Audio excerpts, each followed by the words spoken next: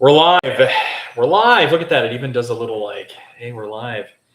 Welcome to Barrel Buddies. I'm Jimmy. And I'm BJ. And guest starring is the Shiba Inu. Oh, yeah. Hey there, buddy. How's it going?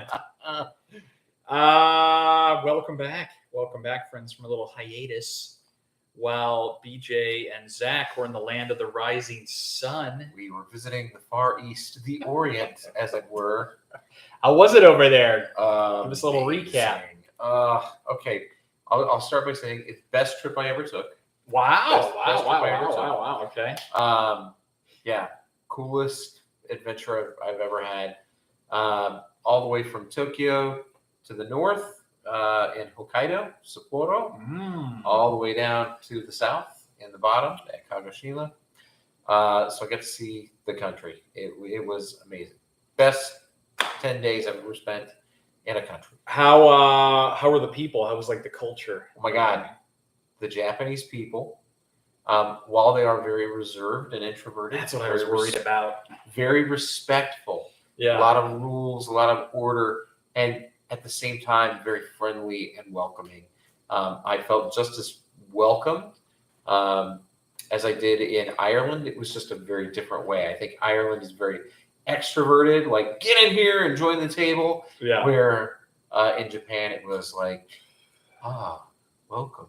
Please join me at the table. Welcome, foreigner. Welcome, foreigner. And they don't mean foreigner in a bad way, right? We had this explained to us by a Japanese person. We call you foreigner, but we don't mean anything bad by it. I was like, oh, well, I am a foreigner, so I get it. I'm good with it. Okay. Well, great. Super, super cool. Great food, great drinks. I was going to ask, any highlights for food or drink or anything that you had out there? A lot of highlights for food and drink. I think the highlight for food is going to go to Tsukiji Fish Market in Tokyo. Oh, you're telling me you had some fresh tuna. A guy is standing in the back with a half-hacked up bluefin. Yeah. But he's got a samurai katana that he's using to like cut the slabs off and then hand off to a sushi chef. Yeah. Who's then like cutting it into sashimi slabs and like, doing the ball of rice, sushi rice. Wow. And laying it all out and then putting it in platters that people are just like, oh yeah, I'll take 4 pieces. I'll take 5. 5 pieces of maguro, 2 pieces of toro, thank you. And then they're just, 600 yen, 1,400 yen, 2,500 yen, and you're like, just take my money. Yeah. And then you're just eating it on the street, right? And so that morning, it was like the first morning in Tokyo. It's 7:30 in the morning, and it's probably 85 degrees, 85% humidity. Oh, like Macau. And that's how Macau is. This guy just hacks some fish, and the sushi chef preps it for me. I'm like, 4 pieces of maguro, which is fatty tuna, and hands it straight over to me. You want an acai with that? I was like, yeah. Absolutely. Icy cold acai from the bottom of the cooler. Hands it all over to me. I'm in the middle of the street. Eating sushi, drinking an icy cold beer, and it doesn't get better. Wow. Well, that's great. It sounds like you had a very fun trip, an exciting trip, and it's one for the books. Yeah. So, Hopefully, you got to see some fun. We left you some video messages. I saw on our lots of Instagram. fun messages and lots of fun recaps from everyone. Uncle P, good evening, good sir. He's like, Japanese is beautiful, clean, and safe. He's not wrong. And he says, welcome back, BJ. Thanks. I'm glad to be back. Yeah, definitely. Big milestone tonight, Jimmy. Big milestone. We're getting there. Like I said, we're getting close to a big milestone. I think tonight is a big milestone. This episode, big milestone episode. Oh. Because it's like Christmas Eve. It's the precipice to a very big milestone. So there's a lot of anticipation. There's a lot of like anticipatory delights. Are you excited? Can you feel the anticipate? Mr. Jimmy, good evening to you as well, sir. Cheers to you. Mr. Jimmy, what's up? What's around the corner? Episode 200. That's As we it? were talking about, but here's the thing. I don't know that we're going to be ready next week because I want to go really balls to the wall, going crazy. I I don't know what we're gonna do yet. I said I wanted to do something on location. You did. I heard you say this the last episode a couple weeks back. And what I mean, where I don't know that it's gonna be next week. I mean, it may not be on Wednesday. Oh. So what I mean by that is, please make sure that you are subscribed and you have your notifications turned on. You got to hit the stupid little bell on our when you go to like the Barrel Buddies channel website, whatever. Make sure the bell's checked. You're subscribed, so then you'll get that notification on YouTube. Because if something just happens and we're out and about this weekend, we may, we just may be like, you know what, guys, this is it. Right time, right place for episode 200. I got to put on my glasses. I got some crap on. What do you think? Or you never know. I think it's a good call. And speaking of location, we got to address the elephant in this room. Which is? What is this room? What are we looking at? Oh, apologies. So we had some technical challenges and difficulties this evening with the laptop. So we had to quick goat thinking and do our recording here at the office, the home office, which is, as you can see, is a step up from the Barrel Buddies compound down there. So we had to change it up a bit, and we're here at the PC this evening. We're not behind the usual recording center down yonder. But that's okay. It looks good. Yeah, we got the Shiba. We got the Shiba Inu right here. Hey, little pup. And that's all right. Whatever. Yeah. It's still us. You got us. We're live. We're recording. It's all good. I love it. So, well, what do we got tonight? So you have a little offering from across the pond. I do. I do. I'm coming back with me from the Far East. Was an interesting offering. You can get this here in the States, but this was a pretty commonly seen offering, and it does come from someplace I went and visited in Yoichi, Japan, just outside of Otaru, which is up north, from the Nikka distillery in Yoichi. This is Nikka whiskey from the barrel. Really an interesting bottle because, of course, as you can maybe see, it's all in Japanese, minus the title there. And then a very interesting bottle. Yeah, there you go. That's a good shot. That's a good shot. Yeah. So we can do a little Google Translate. It's got Translate some Japanese on there as well. And for anybody that's, well, you can't really see too much on there. I think it's got your face, maybe. Yeah, there you go. Product of Japan. And product of Japan. Wait, more fancy. There we go. There you can see the stats. 51.4%. And a square, little stubby square bottle. Yeah, I like that little stout square bottle. That's something cool, you really don't see. And what's even more, and I try to tell people, like, get over corks, right? Like, believe it or not, we're still in a cork shortage. We have been for many years. There's been like some weird group of people out there that like scoff at like the faux corks and screw tops. And I'm like, get over it. Like, even on wine, I'm like, guys, we need to conserve cork. Like, that's a living product. You do. That, And what do you do with it, with your cork, when you're done with it? You throw it. You soak it. Well, no, most people are either throwing it away. Soak it. You soak it a cork? Cork soaker? You soak the corks, right? I like the bigger fat ones. No one's going to get that. No one's going to remember that. Big props to you for that one. But no, you're right. But what do people do? Throw it away. You throw it away. Or you put it in the you little put it in some cage stupid you display. Yeah, or you put it in some stupid vase or vase or fish bowl that you have by your bar, and no one goes back to it. Hey, like, so who cares about fake corks? And I think screw taps. The point of all this being, screw caps are totally okay. Yeah. Especially for whiskey, because here's the thing with whiskey: you guys got to remember, you have to store your whiskey up. So with corks that are in there already, they're going to dry out. You just occasionally have to. What I'll do like a spring cleaning with the bar where the bottles get tilted for just a couple of minutes, just to kind of reabsorb some of that whiskey. But then they immediately go right back up. All right. Now, I'm not talking about wine. Wine's a different beast. Like, I totally get that. High-end wine's different. They're supposed to be rested on on flat anyway. Totally different topic. But when we're talking about whiskey and beers and beverages that are meant to be stood up during the aging process, it's not even really an aging process. Just sit up, because if you guys remember through the show, whiskey does not age longer, even though it's sitting on your shelf. It gets rested. Like when it was bottled in 2025 and you drink it in 2050, it is not an extra 25 years old. The only thing that I say that is much different is stuff that was bottled in 80s and 90s that they've changed recipes for. You'll get obvious tasting notes difference.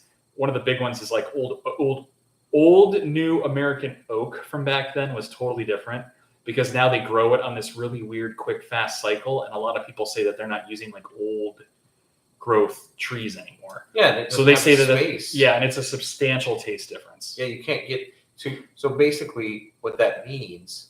So I love diving into this topic. Yeah. Cooperage, the science of barrel making, it really turns me on. I really dig this topic. And just real quick, I think the thing I want to point out is when you say this new growth, this quick growth, all what they're really talking about is you don't get the space in the rings of the tree where the whiskey can come in and out of the hardwood and the softwood product to move in and out of that barrel state, right? And so when it's really tight, it really is getting in and out of the molecular grooves of that barrel and taking the vanillin and some of those other molecular aspects of the actual oak and infusing the juice. And because it's so wide now, those rings, you don't get that same, you're not getting it. So, and that's why, and what has happened is like the late 90s, early 2000s, there was a big push to these cooperages that make the barrels, like they were running out of like old growth wood. So like you're not chopping down 20, 30, 40 plus year trees any longer. You're kind of out. So what did they do? Well, they started like this, these growing and harvesting techniques. I know there's a word for it, but like they're like basically planting rows and rows of trees. And then they know that in 3 to 4 years, they'll be old enough to chop down and regrow for another 3 to 4 years. And they do its cycle. It's cyclical in all these different fields around the cooperage. But what that means is all of your wood for your barrels is like 3 to 5 years max age. So it completely changed the game in the early 2000s with like, that's why they call it like the old dusty juice, because a lot of those barrels, water profiles and recipes, ingredient quality was all different back then. Water profile for sure. Like a bottle of wild turkey, just like classic wild turkey from like the 80s and 90s, sells for like $300, $400, $500 a bottle if you can find it. It's still 8 to 10 year juice. It hasn't aged any longer, but it's that old growth wood. It's a different, better quality ingredients. It is, different water profile. No microplastics. Better no ingredients. Teflon. No Teflon floating in your water. Getting stuck in your brain. Microplastics. So that's the point why people look for that older juice. And I will tell you guys, there is such a difference in old dusty juice versus new juice. Bringing it full circle before we get to the chat, because I think we need to get to the chat. Oh, Zach Dial, look who's joined us in the chat. He says the term we're referring to is sustainable forestry. I think you're pretty close, actually. I think it's might be called that. And this is why we need him on the show all the time. We will have Zach for show 200. Zach, we're calling you out. We're calling you out right now. You will be on show 200. I think all I was going to say was bringing it full circle is when we say the older juice, gap, right? We're gap and we're falling apart there. Right. Oh, and I got the halo light from the reflection. Very angelic. So yes, just bring it full circle. The older juices, old bottles aren't selling for more because they're aged for more years, right? Right. Yes, that's what we're saying. That's not what we're saying. Bring it full circle. It gets an extra 20 years. That's no longer a 12 year. It's a 32 year. No. It's because of the better ingredients and the different processes. Well, and that barrel. It's really the barrel. And the barrel. That old growth wood. Well, we should probably get and hold on, and that's another point. Don't feel shameful to get a screw cap bottle of Nikka. Yeah, is another thing. Kind of bring it back to the cork conversation, because I saw this and you're like, oh, and it's got the fancy screw top or whatever. But don't be turned away because you're like, oh, where's the cork? Doesn't need it. This is sufficient. And efficient, like the Japanese.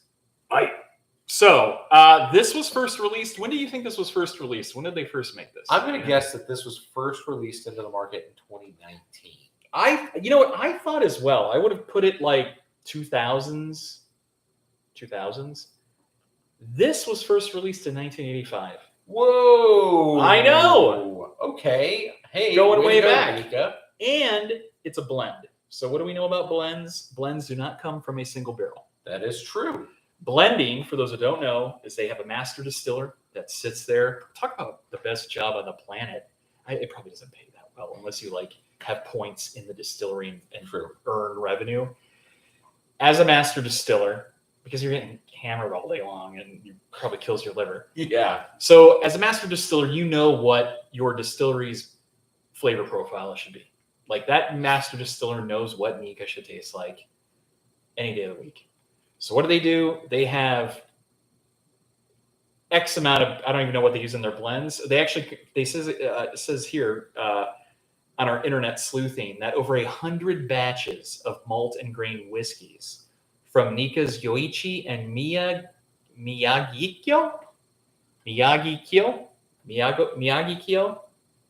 distilleries with some Ben Nevis is aged in various casks, including bourbon, sherry, and hogshead, and it's married, so it's blended together for 3 to 6 months post-blending for a harmonious mellow taste. Huh. So that means that they are taking a ton of different blends. That master distiller is like, you know what? This is what Nikka from the barrel, not straight. Nikka from the barrel should taste like. It's a blend. They put together all this stuff, and they're like, this is it. This is the Nikka flavor profile. And then they take that recipe, huge vats in mass quantity, and then they barrel it. So this is roughly, I believe it's a 5-year product. Is that what they said on? I think it was up to a So 5-year it doesn't say unless it says it in Japanese, in which I'd be happy to translate it. Okay. And while you do that, so this was actually named Whiskey Advocates 2018 Whiskey of the Year. Oh, wow. Hey, Yeah. So apparently, though, it's widely praised, but it's no longer classified as Japanese whiskey since 2021 due to new onset strict Japanese regulations because, as I mentioned earlier, it includes non-Japanese components in the blend. Oh, it's that Ben Nevis. Ben Nevis. Ben Nevis you said earlier. I mentioned Ben Nevis. As we know, that is a Scotch. Product of Scotland. That is a product of Scotland. So with that Ben Nevis being thrown in, the Japanese government is like, whoa. It is not. It cannot be classified Japanese whiskey anymore. And that was only as of a few years ago. So it is just, okay. I guess you can say Japanese whiskey, but not classified as Japanese whiskey. But not legally Japanese Not whiskey. legally, yeah. So the Japanese on the front of that bottle says whiskey. Okay, whiskey. And then says raw materials, malt, grain. Manufacturer, Nikka Whiskey Company Limited.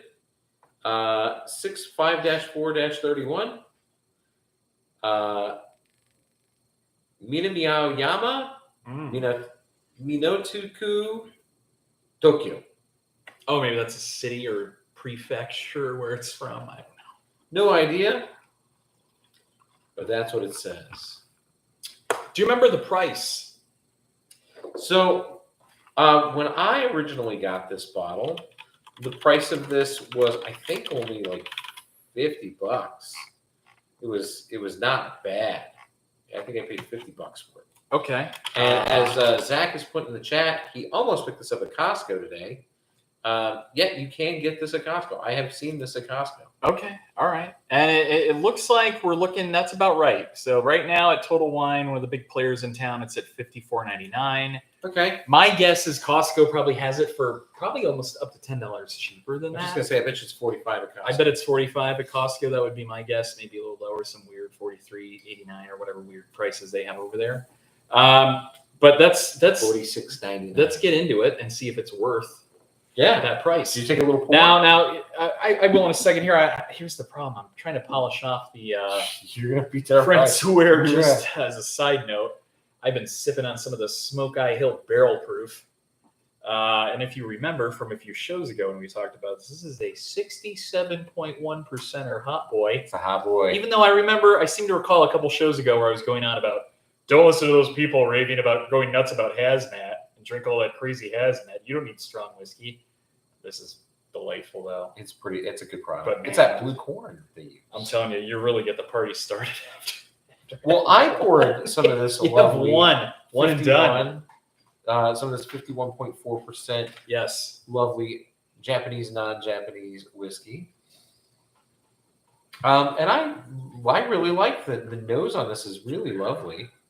I like that non-Japanese Japanese whiskey. That's what we just discovered. That's what we just talked about, the Japanese, non-Japanese whiskey.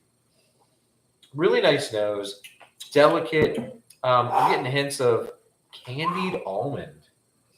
So let's go over. So what Really you expect nice. from Nikka's website on the nose, you should expect a little bit of vanilla sweetness, caramel, honey, berries, orange zest, and floral notes with hints of oak, spice, and subtle smoke. I do get some from the whiskey, is smoke my in guess. here, From the scotch, pardon me.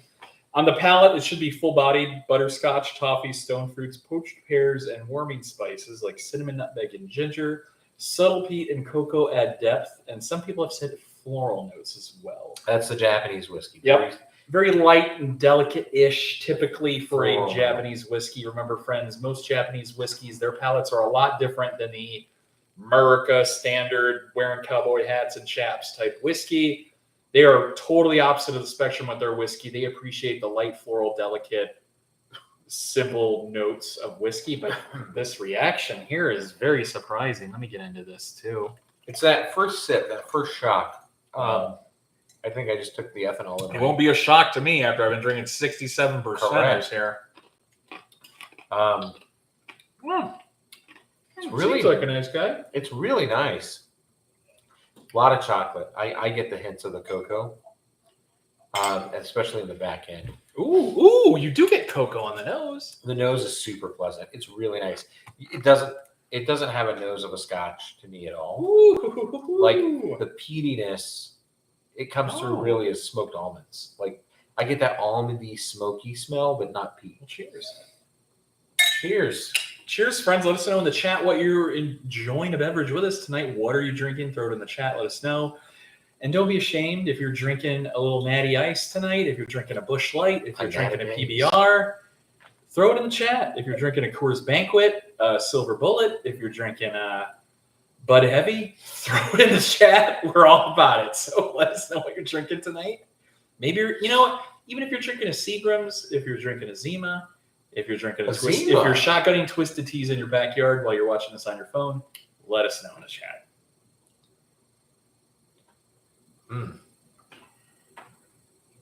Oh, Pete.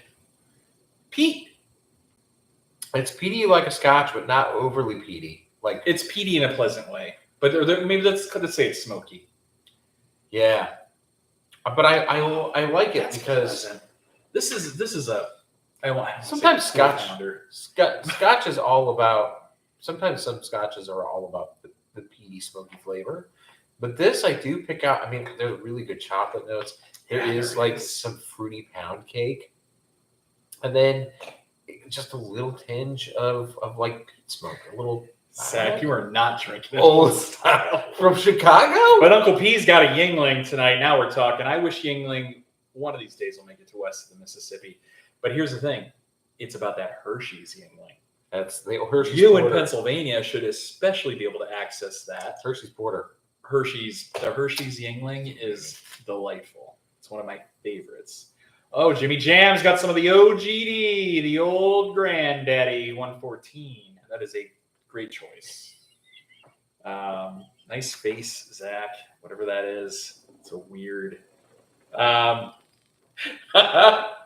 So going back to the smoke, in my opinion, is tough to cut through because I think it overpowers a lot of the delicate floral, maybe caramel, vanilla, honey. Maybe that's all kind of melding together to me. I really like the smoke on the back end. Like I said, I don't know that it's on the back end. I'm getting it on the back. I think here's what I mean by that.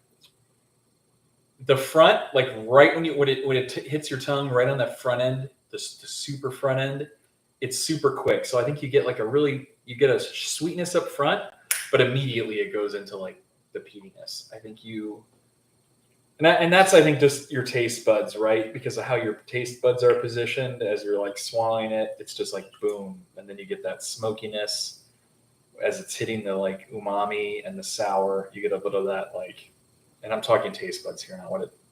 You're getting, then that smoke comes through, the peatiness comes through. But this is pleasant. Like it's a very easy drinker. Poached pear. I think that's interesting. I don't know that I'd go with pear. I do get some fruit. I get toffee. Yeah, I'll give you that. Like a again though, it's tough to pull a lot of like an almond roca.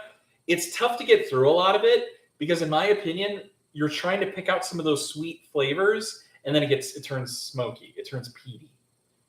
And I think smoke and peat is such like a plow through, like semi-truck through all the other center stage. Takes total center stage. But not, see, really, you think so? What do you think? Did you chew it? I guess let me have Take some a more. chew. I already pounded this. Mr. Conrad, welcome to the Barrel Buddies, sir. You are in the chat if you need, Thank you for getting signed in. You were signed in. You were with us live. I hope crew is watching too. Ooh, Slouch Siobhan, cheers. Oh, you're empty, but I'll still choose the onions.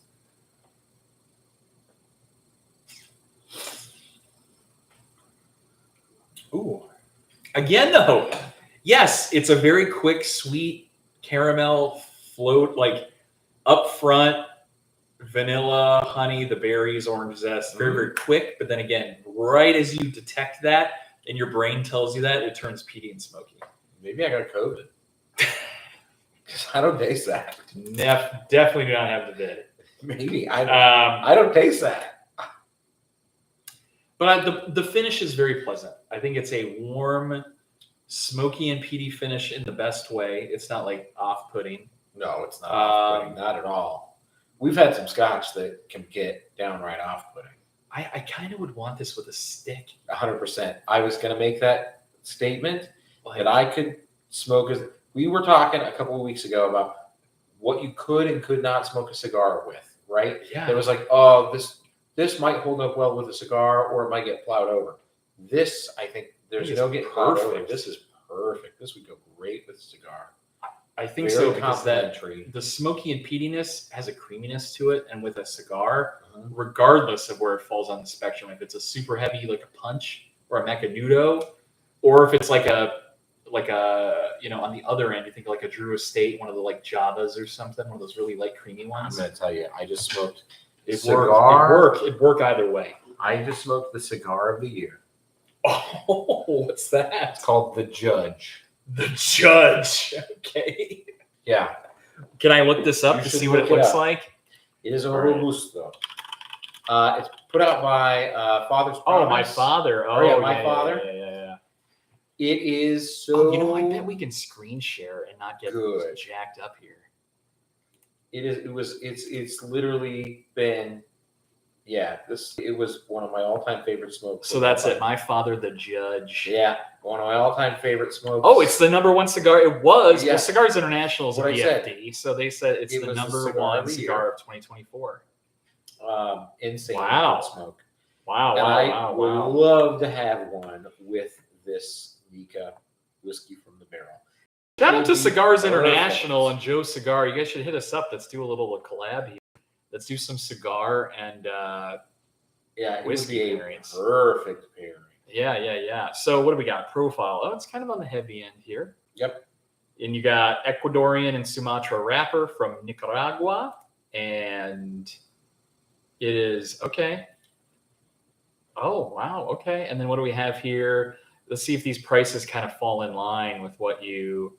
So a box of 23. So what, these are like... That makes it $10 a stick. Yep. For all different sizes. The Gordos, the Toros. Oh, they just have Gordo and Toro. Okay. Yeah, I think I paid 14. So I thought that was a fine price. Okay. Okay. Yep. Right on. Well, shout out to Cigars International. Yep. I've ordered some stuff from them before. These I guys have are as great. well. Yeah. Yeah, Some good dudes. Great smoke, and I think it would pair well with this. I think this would be a very good pairing. That's a really cool wrapper or label, whatever that is. Does it say MF the Judge? Is that what that says? Oh, my father. The judge. It's like, what is it? MF? All right. That's.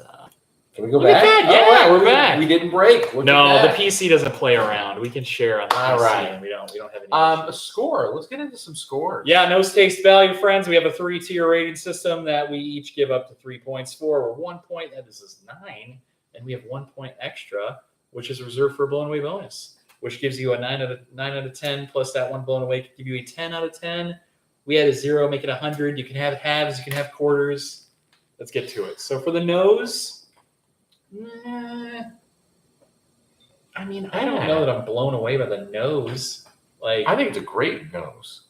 It's solid, but it doesn't like. It's not like I opened it and it wafts over to me, and I'm like, "OMG, what did you just open?" Like, I mean, it smells like treacle tart. it's difficult. I have to really get into it to get to it. Yeah, I think I'm sick.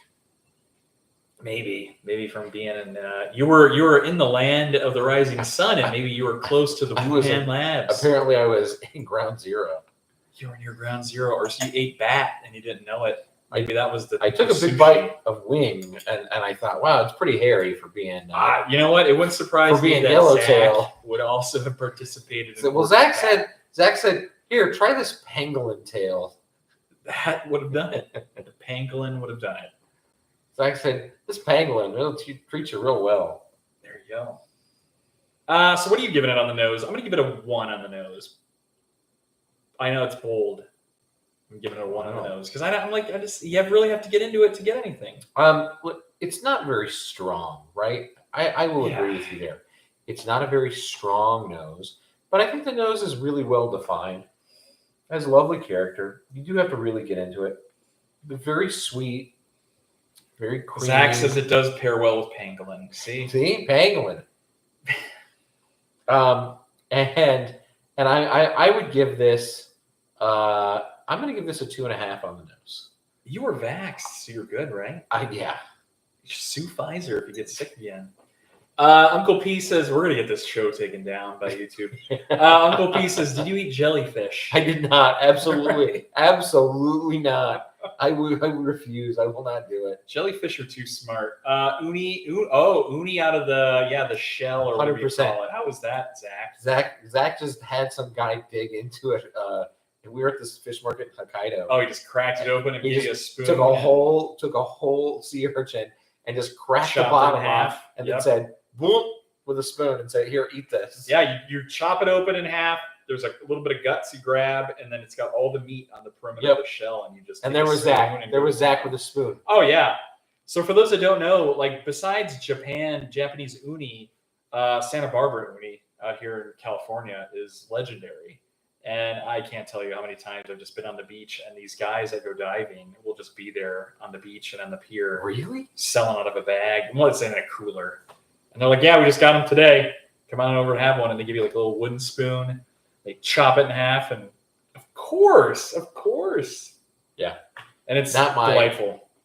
I'm not a big uni fan. Our friends at High Society Meats was also recently had a deal on some uni. But it was a couple weeks ago. But he had some fresh, and plus he had to hot lap it down to Long Beach and pick it up in person. But he was selling. I think it was like grade AAA for like $60 a container. So you got over a pound of uni. That's so much uni. It was worth it. Like it's like a big tray with like 30 portions or 20 portions. Still, that's so much. And then you just, like you said, you get that, like you did with the Toro, you get a little bit of that sushi rice, and you just plug it on there, and boom. Now it tastes like the ocean. I'm hungry. I need some. If anybody asks, it just tastes like the ocean is the best way to put it. We're gonna need to get some. Sushi. What's your nose? 2.5. 2.5. 2.5. I Snake it. Go right into taste. Taste. Zach's freshest uni ever, and he's not wrong. I think I've already said what I'm going to say about the taste on this, so I'm just going to go straight to score. Yep. Same here. I do think, interestingly enough, for it being a more Scotch style, It's very Scotch style. I do like it. I'm going to go with a 2. I like this. I'm going to give it a 2. I was like the Pepe, like I saw your a face. 2? 2. I know. Yeah, a 2. I'm going 3. Whoa! And you totally redeem yourself. I think it checked all the boxes. I know I gave it a piss poor no score, but okay. I think that the taste shines. Bravo. It's checks a lot of my personal boxes. It's not oaky whatsoever. Oh, it's not oaky. My origins come from Scotch, from many of nights on the Morch with Zach, drinking Dewar's and Cutty Sark until the sunrise. Till the sun came up as we polished off the 30-pack of PBR. I started it as Scotch. My veins and DNA run deep with Scotch. And I do have a love for Scotch and that peatiness. I love that. But it's still very delicate and floral. Yeah. And it's not overwhelming in any way. You think you have some Scotches that are such heavy hitters of the peatiness. You think of like your Lagavulins and your, liquid campfire. This is nothing like that. This is not, your Freud or your Ardbeg. Yeah, this is nothing like where it's like when you sip it, it's like you're taking a bite out of like charred wood. No, it has this like crazy contrast. Kingsford. Yeah, it's on a Kingsford briquette. There's such I love how they're able to have the contrast of like a sweet, delicate, yet smoky and peaty product without having that smoke and peat overpower those other flavors. Yeah, it's quick. Like when you taste it, you got that sweetness and it goes right into the smokiness and the peatiness. However, I keep wanting to just drink it. Yeah, it's very approachable. It's approachable. It's inviting. I think that this is, and it reminds me, since you said approachable, this is a great intro to like Scotch and to Japanese whiskey. I think if you start having somebody drink this is that baby stepping into Scotch territory, which we're in a cycle right now. Everything's cyclical. We come back to everything. What has happened before will happen again. Fact. Bourbon's out, guys. Like bourbon's done, right? I don't know if we're at bottom bourbon, but we're getting there. We're probably at like the step before the dregs of the bottom bourbon hype right now. Even tequila is over the hump. And I don't really even know what's on the come up right now. I mean, I would say rum. I've seen a lot of rum in groups. I've seen, but we should bring Scotch back. I think Scotch has always been a dark horse. Let's bring Scotch back. That's a great thing on the Barrel Buddies. Let's make Scotch great again. Scotch great again. MSGA. Miska? I don't know. It doesn't really work. Doesn't really work. We are going to get the show down. You guys are done. So anyway, I'm going to go on to value. I think at $50, $50. This is you can't beat it for $50. And if Zach's going to go to Costco and get it for like 40 something, yeah, it's pretty good. Guys, think about the crap that all these distilleries are selling right now. That is at the $60, $70, $80, and $100 price range. Here's the thing I noticed. They're trying to make this $100 like the new entry price point for bourbon, and it drives me up a wall because bourbon's roots has always been like the drinking man's alcohol. The poor man's. Everybody could get it. The working man's drink. Like, oh yeah, I got a bottle of whiskey, got a bottle of bourbon, blah blah blah, and it's cheap. No, they're trying to. Don't turn this into wine. Oh, we're gonna talk news really quick. We're gonna talk about shrinkflation. But with that being said, it's like, guys, come on. Like, I understand that bourbon has to now try to kind of recoup because the hobbies, we're over the hump here. We've jumped the shark. But you can't make up for the loss in sales by increasing the price. But that's the first thing the bean counters do. They're like, well, let's push the envelope and see how much we can start charging them before sales just completely fall off. Because I'm sure there's steady sales, there's bars and everything. But here's what's funny. Your bars have continued paying these higher prices, And guess what's impacted because the bar prices have gone up? Your cocktail prices. So what now is the average in any major city for a cocktail price? It's $20 to $25. Yes, unreal. Insanity. Unreal. Do not, I tell everybody, speak with your wallet. 33. That's a 33 to 66% price hike in the last year on cocktail prices. And what's bonkers is everybody thinks that they can get away with it. Used to, the $15 cocktail was just a Vegas thing, and I swallowed down and I took it. Okay and with now it. Nowhere in town. I've Nowhere. got everywhere. There's nowhere. You travel Good everywhere. luck. It's $15 Good to luck. $20 everywhere. I'm like, this is not Vegas. Excuse me, Reno. Excuse me, BFE, right? California. You cannot charge that. And they do. Everywhere in Vegas. And unfortunately, we're all just biting down and paying it. At some point, you got to stop. Go back to traveling with your little travel bar and bring your bottle and pour yourself your little hotel cocktail. And at some point, you got to deal with it. Here's another thing that I think. They say that there's a decrease in drinking around the country with younger generations. I think that they're priced out. I don't think that they don't want to drink. I think you have the same amount of people that want to drink. I think you legitimately have younger generations of people that can't afford to drink. I'm not paying that money. I could use it on something else. Yeah. And they said, the drastic number, 20% less alcohol sales with Gen X and Gen Z. Or Gen Z and Gen A. Sorry, not Gen X. Gen Z and Gen A. Our Gen Xers are big drinkers, supporters. Right.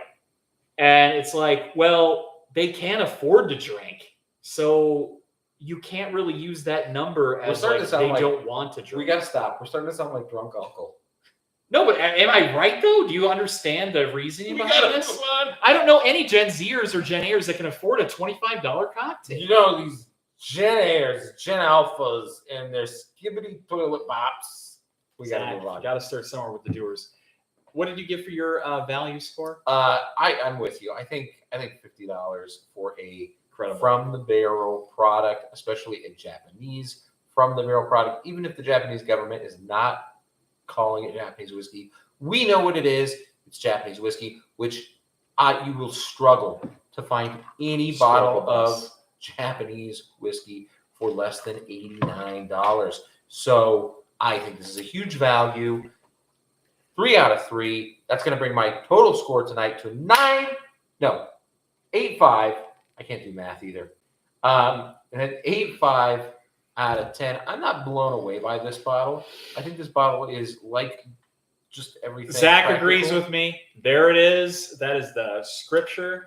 Zach is one of those practical people I know. Absolutely, I agree. And he's right, because I know Zach. He's not going. I bet it drives him nuts when he has to go out on these freaking date nights with these groups of friends, and they want to go to these ridiculous bars, and he walks up to the bar and he's like, I'll take an old fashioned. And then the dude comes back with the bill and it's $25, and I bet he about shits his pants. And you're like, what? And he's like, all right, that's the old fashioned. Give me a Bud Light after this. And then you're even like, holy shit, it's $12 for the Bud Light. And what's worse, hey, what bourbon did you use in this old fashioned? Jim Beam White. Jim Beam White Label. Beam White Label. What's like our green label too? Oh, that's just so terrible. Oh, we don't worry, sir. I stepped it up for you. I used the Jim Beam Black. I did you a solid tip 25%. Did you a solid? You made it worse. So my score, I'm going to end up giving it a 3 for the value. Yeah. I think it is unbeatable at this price point. I think if you can, here's the thing, guys. If prices have gone up across the board out there, here's what I tell everybody. Pregame. You got to pregame more. So what does that mean? You got to find the values in whiskey. You got to find the values in bourbon. Get people over to your house. Hey, before we go off to the bar, before we go to dinner, meet at the house. It's great socializing. Making sure that you have a plan to get where you're going safely and not. That too. We never suggest. Obviously, don't do that. You always drive. We're gonna get this show taken down, but we got to make steps to make this safe. No drinking and driving. Uber and Lyft. There you go. Please don't If you're forget. gonna pregame. But what we say is you should always pregame now. So just meet up at your house. At this point, stop. We used to stop at 7-Eleven before the I won't get into that. We get all Mad Dog Mad and Dog. chuck them in the parking lots. But Oh my god! Oh my before God. the club nights, but we don't do that anymore. We're respectable here. This is a house of learned doctors. So you're giving it a 7 out of 10. I'm going to give it a 7 out of 10. I'm So giving that's it my total score. 8.5 out of 10. This is a respectable score. I think we both are giving it really solid scores. House of Learning. I want to give it a half point blown away bonus. Oh, I love that. I'm going to give it a half point. Actually, I'm going to give it a full point blown away bonus. Well, I like that even more. I am giving Nikka Whiskey from the barrel a I 1 think point that's blown away good. bonus. Because That's going to put me at 8. That's going to put me at 8 out of 10, That's good. which I'm very comfortable with that score. I think I would have done it a disservice if I would have gave it anything later. Less. Zach says bullet and 40s in the parking lot. Oh boy. Bullet instead of Bullet. Black. Hey, we used to drink a lot of Bullet. I don't knock Bullet. I know. I think it has a place for drinks, old fashions especially. So there you have it. So 8 out of 10, 80. You gave it also at 8.5, so 85 out of 10. Yeah. Brass Monkeys, Zach. Old English and some OJ. Drink booze and be hydrated at the same time. Well, that is a classic Brass Monkey, and I highly approve of that beverage. That's a solid. So Mr. Jimmy says he paid $15 for a 20-ounce beer at the Royal Oak Music Theater. Jesus, what a ripoff! Wow. Bud Light 15. Yeah, what, Bud Light? coming out of the tap. What a joke. Icy cold at 31 degrees. No, but even if it's from some local brewery, like, give me a break. What a joke. Like, guys, like, we all have to speak with our wallets here. I know we got to get to news in a second, but I really am so infuriated with this, because here's the thing. The Las Vegas Strip, you have a lot of copycats. So when one place starts raising prices, it just is like clockwork. Oh, It's a domino effect, and everybody does it. So like one casino starts it, the rest do it. So now when you come out to Vegas, I kid you not, every single bar on the Strip here in Las Vegas is going to charge you $20 to $25 for a cocktail, and it disgusts me right now. I am so bent out of shape. Well, we're not going to get any better when we start talking about some of those news stories tonight. It is about some shrinkflation. Oh gosh, I'm going to bring up one that's not totally listed, but we're going to talk about shrinkflation in size. But we should talk about also shrinkflation in years. And so you might know we're coming up on the end of the year, which means it's time for Elijah Craig to release their third iterants of the barrel proof. Yeah. Their 536, I think, is this year. And I saw a new story that it's only going to be 5-year juice. No.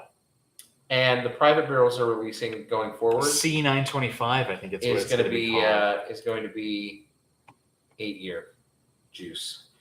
And so the question was, are you okay continuing to pay? I think it was Bourbon News on Instagram asked if you were willing to be continuing to pay for lower aged juice. I think they're and incorrect. The same price. I think they're incorrect because B525 was 11 years and 6 months. They're suggesting right now, we don't know, that C925 might be around the same. But if it's anything less, do not buy it. I think that's the point. Private barrels at 8 years? Since when? That's a joke. 8 years for private barrels? Like I said, I think that these distilleries are going to do a last attempt at a money grab. Look at it. Proof is in the pudding. What just recently happened that we talked about a few weeks ago? Eagle Rare 12-year. Yeah. Guys, an Eagle Rare juice that has aged 2 extra years, that means nothing. That is just overages from shit that they couldn't sell 2 years ago. Yeah. When we talked about we were over the hump with bourbon. We've been talking about it for probably about 2 years. They were sitting on extra juice. Think about 5 years ago when we were at the Fun House, at the old Barrel Buddies compound. We were talking about, look at all these expansions. Can't wait for a couple of years. We're going to have so much, all the prices are going to drop because they're going to have so much juice. I remember talking about that. Tripling, quadrupling, quintupling production. What happened a couple of years later? Well, nobody's really wanting, the bourbon hobby is completely collapsed. Yep. And what are all these distilleries sitting on? 3 times, 5 times, 10 times the amount of aged juice. So what do? They have to do these money grabs. Yep. So look what happened to Eagle Rare. You have a 10-year, that's the standard run of the mill. It's not selling. Hey, don't bottle these like 10,000 barrels. Let's hold on to it for 2 more years. Let's put it in a new bottle. You know what? Change the label from white to gold and charge double. Which, you know what that means? That means in 2 more years, we're going to start to get Eagle Rare 15. You're hearing it here first on 7/23/2025, July 20th, 2025. And when that is successful, in 2 years when they announce Eagle Rare 15, when that is successful, you better get your cut. in 4 years, be prepared. No. Eagle Rare 18. Nope. Well, no. Hold on. On that note, here's what's going to happen. You're going to see a glut this holiday season of BTAC. The Buffalo Trace Antique Collection, you are going to see more of it available than ever.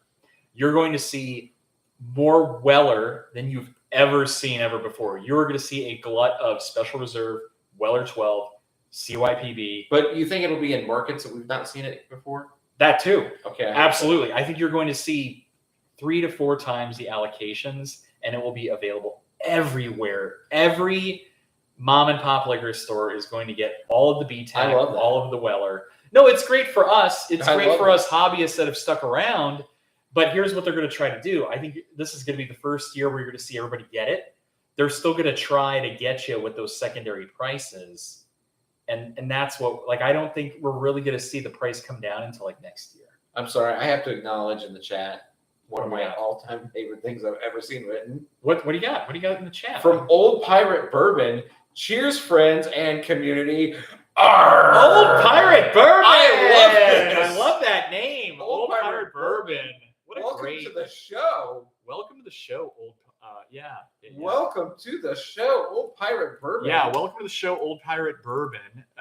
Very cool. Jackie That's such a good Black! name. What up? That's such a cool name, Old Pirate Bourbon. Old Pirate Bourbon. I love that. Welcome. Hey, welcome. Jackie Black, we miss you as well. Thanks for Welcome, joining us, catching us on the Jackie. tail end of the show. We're just having some we're airing grievances and talking about what really grinds our gears here at the end of the show. For those that want to check back, when we stop the show, you can go back and rewatch our Nikka Whiskey from the Barrel review. So now we're going to get into a little bit of news real quick here and go from there. This is a big one coming Where out you of Decanter Magazine. The Decanter Magazine, pretty reputable publication. I love that you're going back to this. This was written by Millie Milliken for the July issue. Millie Milliken, is that an AI writer? Like Millie Milliken. ghostwriter? For the July 2025 issue. Just acknowledging Millie Milliken is not a real name, it can't be. Millie, we'd love to interview you on the show. I know you watch, so. Anyway. Jackie Black, I'm going to tell you. I will answer your question in just a moment. She's just reporting that the ATF in the United States has acknowledged a new whiskey designation, and we have talked about it on the this show. could be really bad. What's the new whiskey designation? This is a big whiskey designation. They are now truly acknowledging for the first time, and they've moved it back to acknowledge it as of the 15th of January, 2025, as a real thing, American single malt. Really? Yep, we've seen American single malt, right? We've talked Westland, about Westland, one of our favorites. and the what is it, St. George, yes, right? We did that on the show with Westland. Manarino. Westland. So Westland. U.S. single malt has been a topic, right? All that just means is it's a distillate that is one malt, so all barley or all rye, and it's now being designated by the ATF as a actual whiskey designation. That's huge news. That's big great. That's news. big news. That's really big news. So now That's you're going to great. start seeing in like the San Francisco Spirits Competition and some of these other big whiskey spirits competitions that U.S. Single malt will now be a designation. So if I'm not mistaken, there's a special type of wood that only grows in the Pacific Northwest that's used for the barrels for American single malt. Ooh, let me continue reading. Perhaps that's true.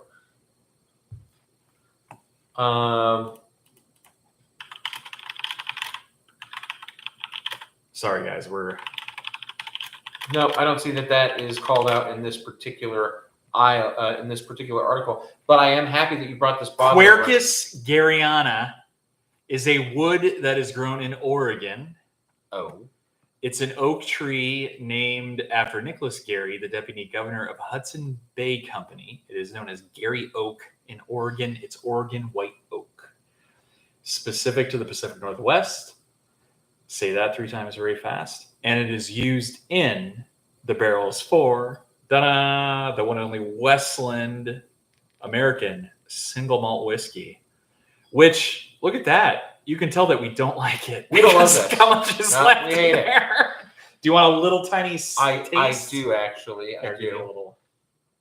If you got a hair of water to do a little rinse out. So she lists in Millie Milliken's list of U.S. single malts to try, topping the list, Westland American Oak single malt.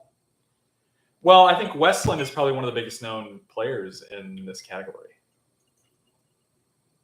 That is the one that she recommends, which is pretty fantastic. Again, Decanter Mag, that's a big one. That's a big, oh, thank you. That is a big player in the beverage media space. So, And look at this cool sticker from Liquor Lineup. that's a good one. Is that the Benny Binion? Yes, I that's believe the it Benny is. Binion. This is the Benny Binion from old school Vegas. So Very interesting, very different from the single malt we've just been. So this is cask number 6142, coming in at 53.5%. This is a 5 malt barley mash, finished in Pinot casks, and it's been aged for 8 years. And it's distilled from 100% malted barley in Seattle, Washington. delightful.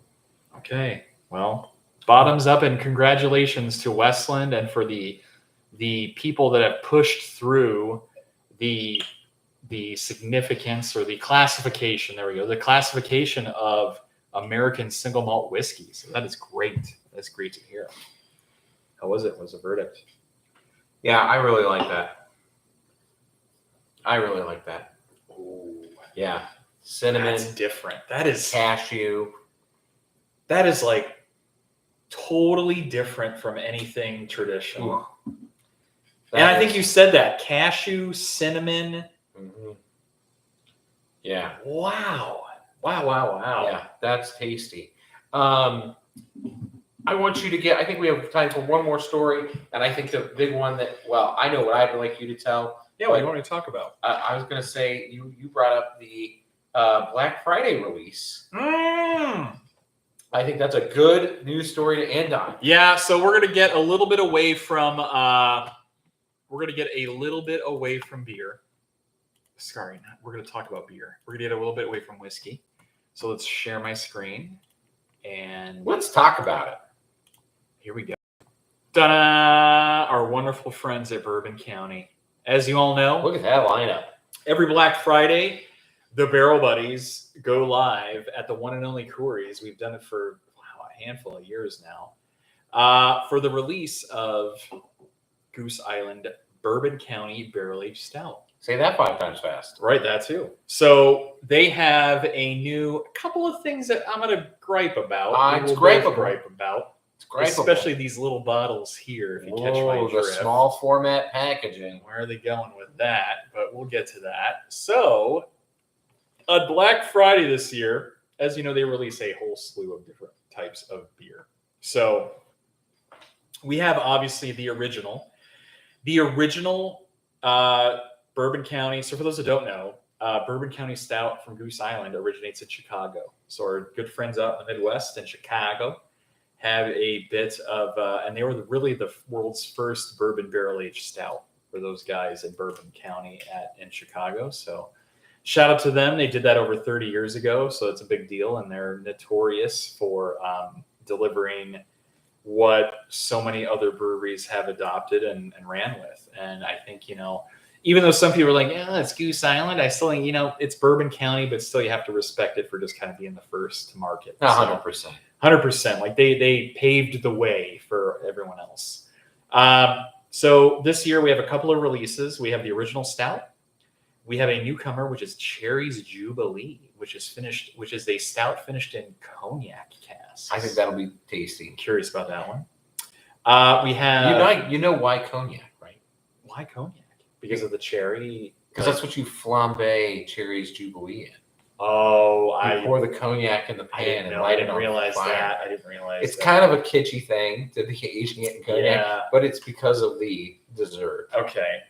We have chocolate praline stout. Wow, which is it doesn't really give me any details here. So chocolate praline, I don't know. You think that's going to be like tinny and nutty and weird?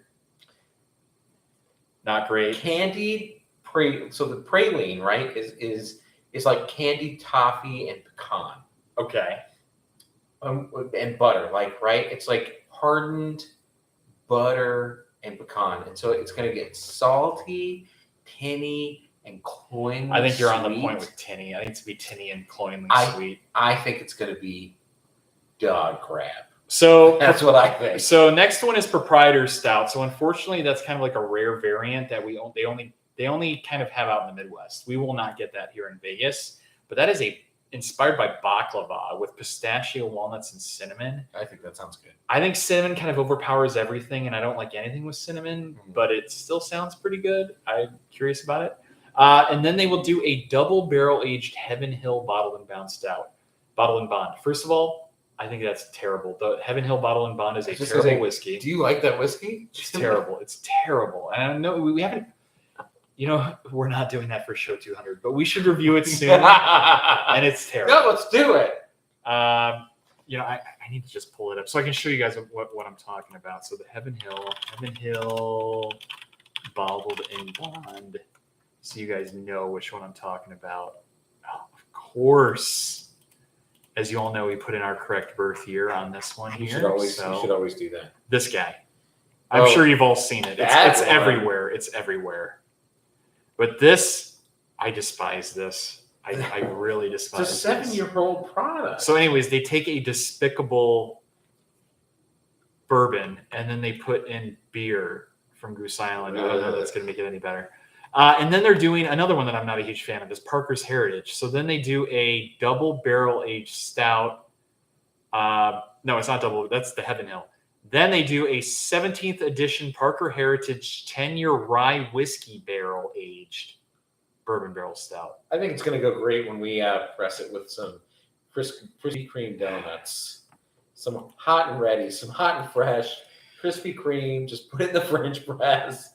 And that Parker's Heritage is going to be so good. I think what's going to happen is I'll be French pressing it in the donuts, and then our actually, no, I don't want to say anything. Actually, I don't really want to say anything. Do not say anything else. Just hold it right there. I think that's what's going to be just be ready for Black Friday. Be ready for the donut. If you've been there, French you pressing. know. If you've been there, you know. That's all I'm going to say. If you've been there, are you know. some fans of the show who have been there. I'm going to call true. out. Hold on, I'm going to call. Who do we got? Not call out. Excuse me, that was a wrong term. I'm going to shout out. Yeah, who do we shout out? Downtown Las Vegas tour, DTLV tour. Shout out. He'll be there Black Friday, I'm Because guessing. He usually joins us for the Black Friday Very good. tour. So Here's the thing. people come and join us. It's fun. It's Thanksgiving. It's a holiday weekend. Any of our friends out there that want to come out to Vegas and then hang out with us at Corey's on Black Friday, listen, shopping, everything's going to be too expensive to buy this year anyways. So why not plan a trip to Vegas instead? Come hang out. Come hang out. Come out to Vegas for Black Friday and the holiday weekend for Thanksgiving, and come drink with the Barrel Buddies. Could you imagine? If we get enough interest? We'd have to sell tickets and partner with Corey's, and it would be like Done. Donate a toy. He'd have to start the toy drive early, and the ticket would be donated. I think the toy drive will be going on during. It goes on This during. could become a Black thing. Friday. If you're at all interested, you should drop it in the chat or leave a comment. Leave a comment. Leave a comment. Don't put it in the chat because leave a comment. We'll lose the chat. But leave a comment. Come out to Vegas for Black Friday.